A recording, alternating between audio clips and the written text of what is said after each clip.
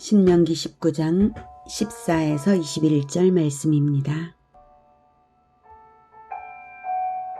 내 하나님 여호와께서 내게 주어 차지하게 하시는 땅, 곧 내 소유가 된 기업의 땅에서 조상이 정한 내 이웃의 경계표를 옮기지 말지니라. 사람의 모든 악에 관하여 또한 모든 죄에 관하여는 한 증인으로만 정할 것이 아니요 두 증인의 입으로나 또는 세 증인의 입으로 그 사건을 확정할 것이며, 만일 위증하는 자가 있어 어떤 사람이 악을 행하였다고 말하면 그 논쟁하는 쌍방이 같이 하나님 앞에 나아가 그 당시에 제사장과 재판장 앞에 설 것이요, 재판장은 자세히 조사하여 그 증인이 거짓 증거하여 그 형제를 거짓으로 모함한 것이 판명되면 그가 그의 형제에게 행하려고 꾀한 그대로 그에게 행하여 너희 중에서 악을 제하라. 그리하면 그 남은 자들이 듣고 두려워하여 다시는 그런 악을 너희 중에서 행하지 아니하리라. 내 눈이 긍휼히 여기지 말라. 생명에는 생명으로, 눈에는 눈으로, 이에는 이로, 손에는 손으로, 발에는 발로이니라. 사랑하는 형제 여러분, 2월 19일 금요일 새벽 묵상에 오신 것을 환영합니다. 13절까지 도피성 제도를 말씀하셨는데요. 도피성 제도가 있는 이유는 고엘 제도가 있기 때문이라고 말씀드렸죠. 피살당했을 경우에 피살자의 근족이 살인자를 죽여 보복할 수 있도록 허락된 것이 고엘 제도 중 하나입니다. 그것은 생명에는 생명으로 갚으라는 원칙을 적용한 것인데요. 고의성 없이 원한 없이 다만 실수로 부지중에 살인한 자를 생명에는 생명으로 원칙대로 적용해서는 안 됩니다. 왜냐하면 부지중에 한 것이므로 은혜가 필요한 것이죠. 그래서 또 다른 원한을 만약에 생명에는 생명으로 원칙대로 적용해 버린다면 또 다른 원한을 발생하여서 보복의 악순환이 생기거든요. 그래서 명하신 것이 도피성 제도입니다.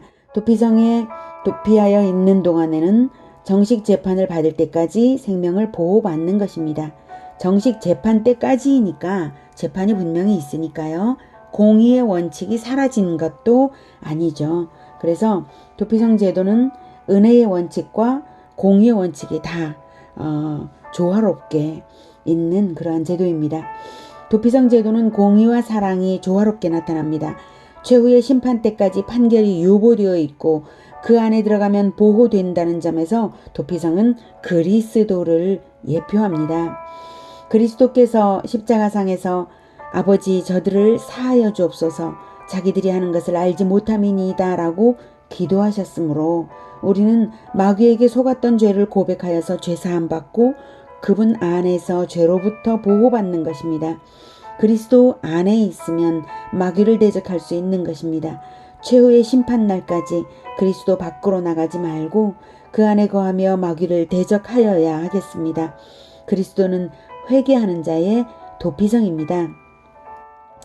자, 어제 내용을 요약해드렸고요.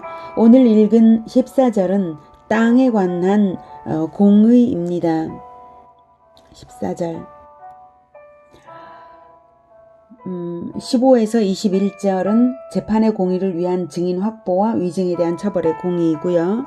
자, 14절 보면 내 하나님 여호와께서 내게 주어 차지하게 하시는 땅, 곧 내 소유가 된 기업의 땅에서 조상이 정한 내 이웃의 경계표를 옮기지 말지니라. 현대는 일반적으로 토지에 매매가 있지만 이스라엘의 토지의 경계표는 이동을 금지했습니다. 토지 양도 및 매매 금지입니다. 토지 경계석 이동 금지가 말하는 것은 무엇일까요? 율법은 영원한 진리를 내포합니다. 즉 천국의 원리를 발견하게 합니다.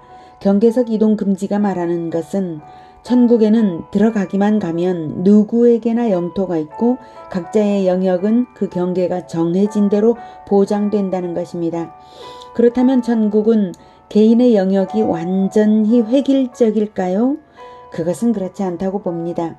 이스라엘이 가나안을 차지하는 과정에서 하나님이 주신 원칙을 보면 알 수 있습니다. 가나안 정복의 기간에는 영토가 미확정이었습니다.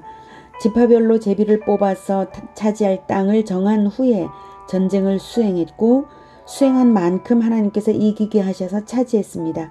그래서 가나안 정복 전쟁이 종료될 때 비로소 실천한 만큼 차지해서 지파별 경계가 분명해졌죠. 각 지파에서는 가문별로 다시 분배를 해서 경계가 정해졌습니다. 가문별 경계가. 그 이후에는 지계석을 이동할 수 없게 했습니다. 그래서 천국에도 지파별 차이가 있고 개인차가 있다는 것을 짐작할 수 있습니다. 그리고 그 차이는 영원히 고정되어 보장된다는 것입니다. 한 번 영토는 영원한 영토입니다. 가나안 전쟁은 천국 건국의 영적 전쟁 과정을 예표합니다. 이스라엘은 땅을 얻었지만 우리의 전쟁은 영혼을 얻는 전쟁입니다. 마귀의 종인 영혼들을 복음으로 얻어내어 천국에 귀속시키는 전쟁입니다. 우리의 천국 건국은 영토 전쟁이 아니라 영적 전쟁입니다. 가나안 전쟁을 성실히 수행한 만큼, 수고한 만큼 지경의 넓이가 정해진 것처럼 이 땅에 사는 영적 전쟁의 기간 동안이 천국의 지경을 넓히는 도전의 때이므로 역시 실천한 만큼 얻게 하실 것입니다. 예수님도 전도를 천국 영토의 확장으로 암시하셨습니다. 마태복음 11장 12절에서 세례 요한의 때부터 지금까지 천국은 침노를 당하나니 침노하는 자는 빼앗느니라 라고 말씀하셨죠.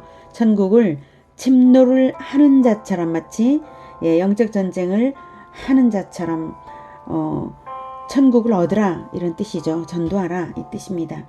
가나안 전쟁을 수행하는 자들처럼 적극적으로 전도하여서 영혼들을 구원하여 얻으라는 말씀입니다. 지금만이 기회의 때입니다.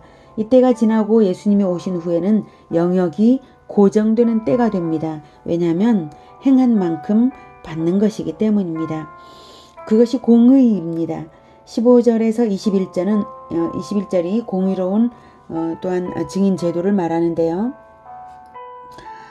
15절 사람의 모든 악에 관하여 또한 모든 죄에 관하여는 한 증인으로만 정할 것이요 두 증인의 입으로나 또는 세 증인의 입으로 그 사건을 확정할 것이며 재판의 공정성을 기하기 위해 필요한 최소한의 증인의 수는 2인 내지는 3인입니다.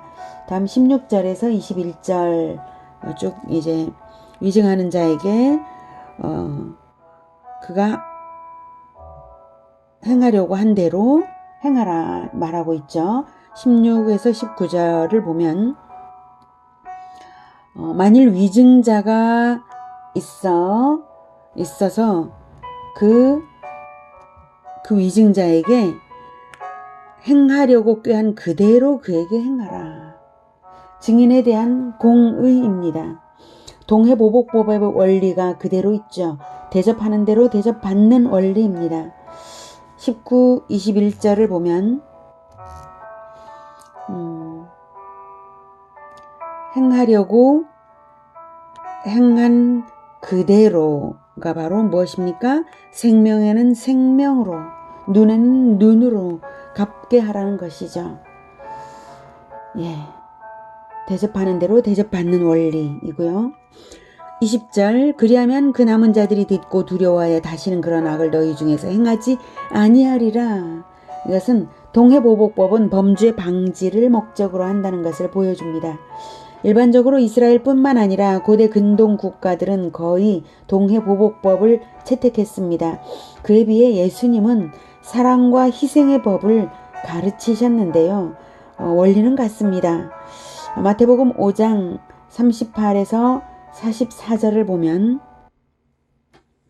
또 눈은 눈으로 이는 이로 갚으라 하였다는 것을 너희가 들었으나 나는 너희에게 이르노니 악한 자를 대적하지 말라. 누구든지 내 오른편 뺨을 치거든 왼편도 돌려대며 또 너를 고발하여 속옷을 가지고자 하는 자에게 겉옷까지도 가지게 하며. 자, 이 말씀은 눈은 눈으로 이는 이로 갚으라 하였다는 것을 너희가 들었으나 나는 그것을 반대한다는 뜻이 아니라 눈은 눈으로 이는 이로 갚으라 하였기 때문에 오히려 너희들은 악한 자를 대적하지 말라는 것이죠. 왜냐하면 악한 자를 대적하지 않음으로써 은혜를 베풀므로써 은혜로서 다시 갚아지는 것이기 때문입니다. 41. 또 누구든지 너로 억지로 오리를 가게 하거든 그 사람과 심리를 동행하고 내게 구하는 자에게 주며 내게 꾸고자 하는 자에게 거절하지 말라. 또 내 이웃을 사랑하고 내 원수를 미워하라 하였다는 것을 너희가 들었으나 나는 너희에게 이르노니 너희 원수를 사랑하며 너희를 박해하는 자를 위하여 기도하라. 이러한 예수님의 법은 높은 차원의 법입니다. 법적 처벌에 의해서만 공동체를 유지하는 수준을 훨씬 넘어선 것이죠. 동해보복법은 공의와 범죄 방지에 초점을 둔 것이라면 예수님의 법은 최고 수준의 것을 명령한 것입니다. 하나님 아버지의 자녀들로서 마땅한 태도를 진리대로 가르친 것입니다. 하나님이 그렇게 하셨으니 자녀들도 그러해야 합니다. 동해보복법은 최저 수준을 논하고 예수님의 사랑과 희생의 법은 최고 수준을 논하는데요. 이 법들은 둘 다 대접받고자 하는 대로 대접하라 하는 황금률을 바탕으로 하는 것입니다. 동해보복법은 낮은 수준과 소극적 차원에서, 예수님의 법은 가장 숭고한 수준과 적극적 차원에서 천국의 원칙을 말하는 것입니다. 대접하는 대로 대접받는 원리는 황금률입니다. 이 원리대로 하나님께서 일하십니다. 마태복음 7장 12절에 그러므로 무엇이든지 남에게 대접을 받고자 하는 대로 너희도 남을 대접하라. 이것이 율법이요 선지자니라 라고 하셨죠. 율법이요 선지자니라. 즉 율법서요 선지서다. 즉 성경의 원리가 그것이라는 것입니다.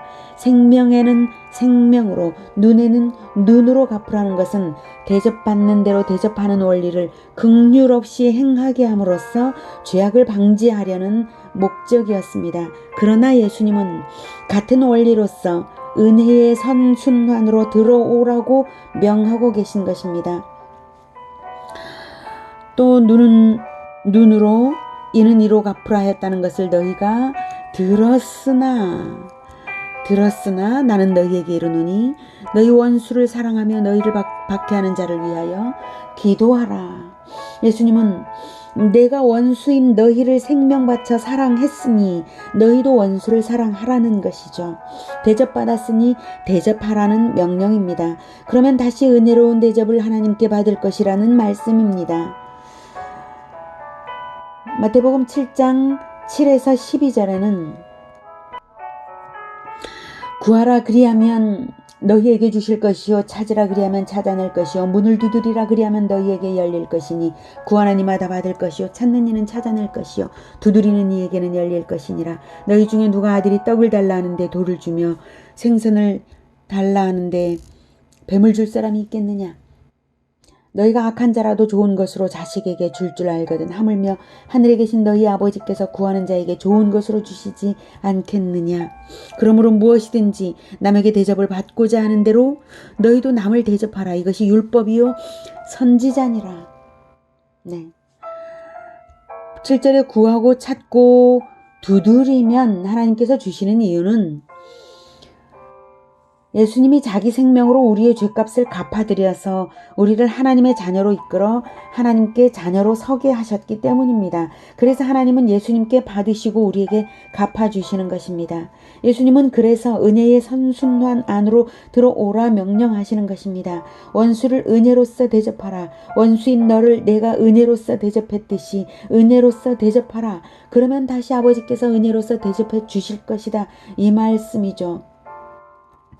그래서 7절부터 12절까지를 한 목에 읽고 바로 이 12절의 원리가 그대로 적용되는 명령으로서 7절의 말씀을 하셨다는 것을 우리가 알아야 됩니다.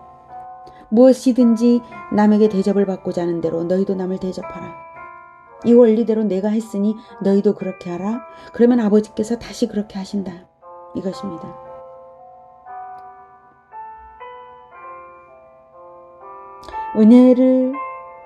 은혜로서 은혜를 대접하라.